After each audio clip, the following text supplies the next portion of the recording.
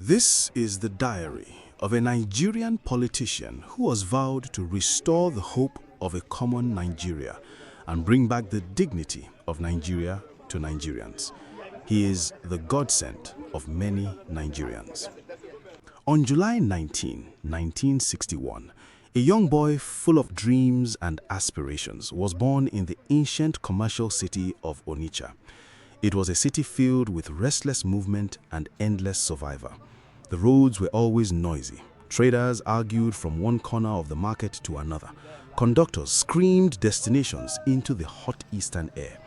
Women balanced goods on their heads while carrying entire families on their backs emotionally. Children grew up faster than their age because Nigeria forced maturity upon them too early. The boy was named Peter Obi. He was born barely 1 year after Nigeria gained independence in 1960, during a period when Nigeria still carried the excitement of freedom but had already started showing symptoms of political instability. Before he even fully understood life, Nigeria itself was already struggling with ethnic tensions, corruption, military interference, and political mistrust. Then came the Nigerian Civil War between 1967 and 1970. Like many children growing up in eastern Nigeria during that era, they witnessed a society damaged by conflict, hunger, fear, and uncertainty. Entire communities learned how fragile power could be. Families learned how quickly leadership failure could destroy ordinary lives. The war ended, but the scars remained permanently inside the minds of many young people who survived that period. Peter Obi grew quietly in this environment. He attended Christ the King College, Onitsha, where discipline, education, and structure shaped many young boys into ambitious men. Later, he proceeded to the University of Nigeria, where he studied philosophy and graduated in 1984.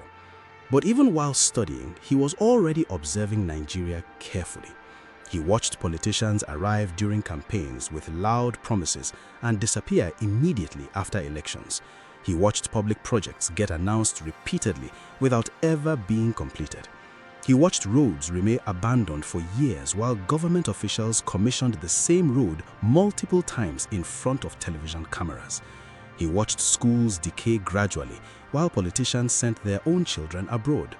He watched hospitals collapse while public office holders traveled overseas for medical treatment. He watched graduates roam the streets hopelessly with certificates folded inside transparent nylon bags like expired passports. Slowly, dangerous questions began forming inside his mind. Why was failure becoming normal in a country so rich in resources? Why was citizens adapting to suffering as though suffering was part of national culture? Why did corruption seem rewarded while honesty looked foolish? Those questions made him different long before politics ever entered his life. Because in deeply corrupt societies, the most feared individual is rarely the armed robber or the loud criminal. The truly dangerous person is the one who calmly asks why stealing became institutionalized. As he grew older, Peter Obi entered business instead of politics. Unlike many Nigerian politicians whose wealth mysteriously appears after entering public office, he became successful before becoming politically powerful. He built business relationships, he traveled internationally, he served in corporate environments. He became involved in banking and investment circles during the economic expansion years that followed Nigeria's structural adjustment era of the late 1980s and 1990s. He acquired comfort, he acquired influence, he acquired financial stability. He acquired the kind of life many Nigerians only imagine while sweating inside overcrowded buses under Lagos traffic. At that point, he could easily have remained a private businessman forever, but something continued disturbing him constantly: Nigeria itself. By the late 1990s and early 2000s, the country was visibly struggling despite decades of oil wealth. Billions of dollars had entered government accounts over the years, yet electricity generation remained unstable. Public infrastructure continued collapsing. Public corruption scandals became normal headlines.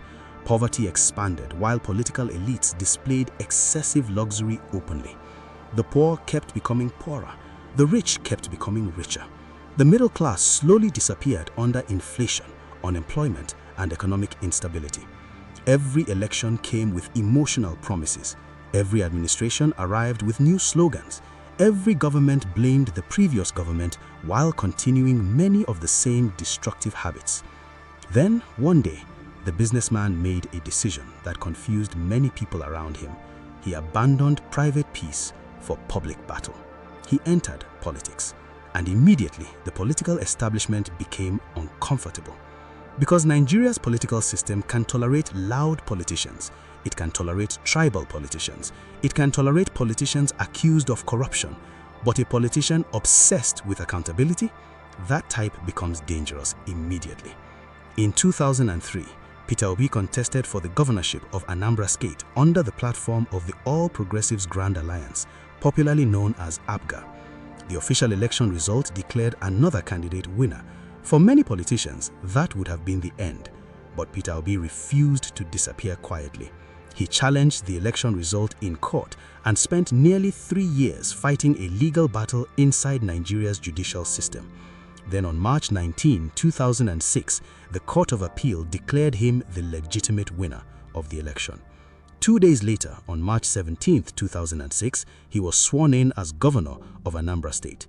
But unknown to him, Nigerian politics was not designed for leaders who genuinely wanted to reduce financial leakage and enforce discipline.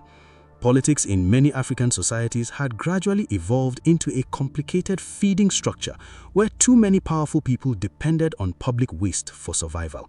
Political godfathers expected rewards, contractors expected inflated deals, party loyalties expected compensation, political associates expected appointments regardless of competence. Entire networks depended on public money flowing recklessly without accountability. Then, Peter Obi entered office with strange habits. He kept asking uncomfortable questions. He questioned unnecessary spending. He questioned inflated contracts. He questioned reckless borrowing. He questioned why salaries and pensions suffered delays despite government allocations. And immediately, powerful interests became nervous. Because once one leader starts behaving responsibly inside a corrupt system, he unintentionally exposes everybody else. The attacks started quickly. Some accused him of being too stingy with government spending. Others described him as too careful. Some claimed he lacked political generosity. Others believed he was disrupting existing political arrangements that benefited influential individuals. In Nigeria, politicians who spend recklessly are often celebrated as strong leaders because public waste is frequently mistaken for generosity. But leaders who insist on prudence are sometimes mocked as weak or selfish. Still, Peter Obi continued governing his own way. During his administration, Anambra State experienced improvements in internally generated revenue and maintained a relatively lower debt profile compared to several other Nigerian states at the time.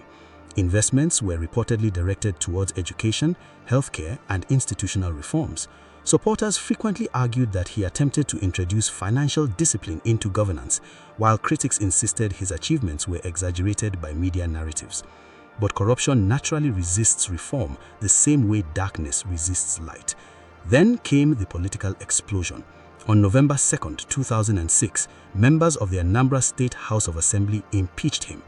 Not because he had destroyed the state financially, not because massive public outrage demanded his removal, not because he had become nationally associated with corruption scandals.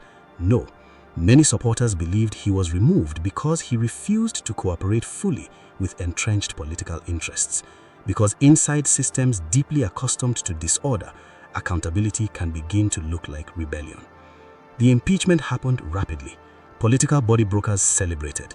The old establishment believed the problem had been solved permanently, but something unexpected happened afterwards. Ordinary citizens became angry.